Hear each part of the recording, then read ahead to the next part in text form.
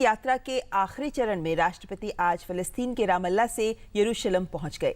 यहां राष्ट्रपति इजराइल के राष्ट्रपति रूवेन रिवलिन और प्रधानमंत्री बेंजामिन नेतन्याहू और अन्य नेताओं से मुलाकात करेंगे और इजराइल की संसद को भी संबोधित करेंगे। इस दौरे के दौरान दोहरे कराधान से बचाव की संधि और सांस्कृतिक आदान प्रदान समेत कई अहम समझौतों पर हस्ताक्षर होने की उम्मीद है।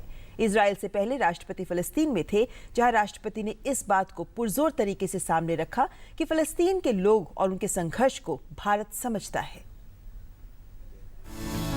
भारत के लिए सामरिक संबंधों में इजराइल और फिलिस्तीन दोनों की अपनी अलग जगह है। इजराइल से पहले फिलिस्तीन के दौरे के दौरान राष्ट्रपति ने स्पष्ट भी किया कि भारत एक स्वतंत्र, संप्रभु और एकीकृत फिलिस्तीन के पक्ष में है, जिसकी राजधानी पूर्वी यरूशलेम हो। राष्ट्रपति ने फिलिस्तीन के राष्ट्रपति महमूद अब्बास के साथ द्विपक्षीय और अंतर्राष्ट्रीय मुद्दों पर बातचीत की। अब्बास ने राष्ट्रपति प्रणब मुखर्जी को बताया कि इराक में पिछले कई महीनों से लापता 38 भारतीय जीवित हैं। हालांकि उन्होंने अपने इस दावे के समर्थन में कोई सबूत नहीं दिया।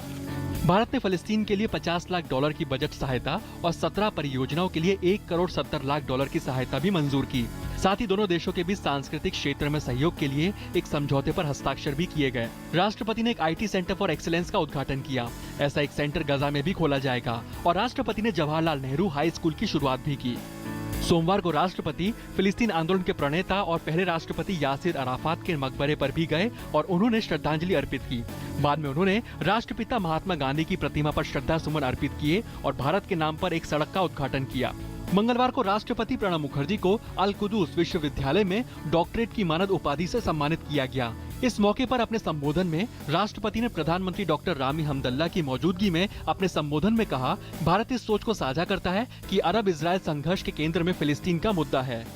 इस क्षेत्र में शांति एवं स्थिरता भारत के हित में है।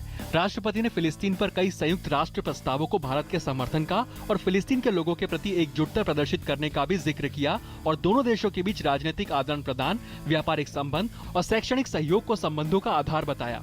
वहीं भारत और इजराइल के आपसी रिश्तों की बात करें तो इनके मजबूत संबंध 1950 से शुरू हुए, जब भारत ने इजराइल को मान्यता दी। हालांकि पूर्ण राजनीतिक संबंध 1992 में स्थापित हुए। रक्षा और कृषि क्षेत्रों में सहयोग द्विपक्षीय संबंधों में महत्वपूर्ण स्थान रखते हैं। जहां कृषि क्षेत्र में एक्शन प्लान के तहत काम हो रहा है, तो वहीं रक्षा उपकरणों की खरीद, सैन्य सहयोग, आतंकरोधी मसले, व्यापार और शिक्षा में सहयोग भी रिश्तों को मजबूती दे रहे हैं। अब सबकी नजरें राष्ट्रपति के इजराइल दौरे पर हैं। उम्मीद है कि राष्ट्रपति के इस दौरे से भारत के इजराइल और फिलिस्तीन के साथ राजनयिक संबंधों में संतुलन और स्पष्टता आएगी और द्विपक्षीय संबंधों को नया आधार मिलेगा। यरूशलेम से राजकुमार के साथ news night desk, DT news.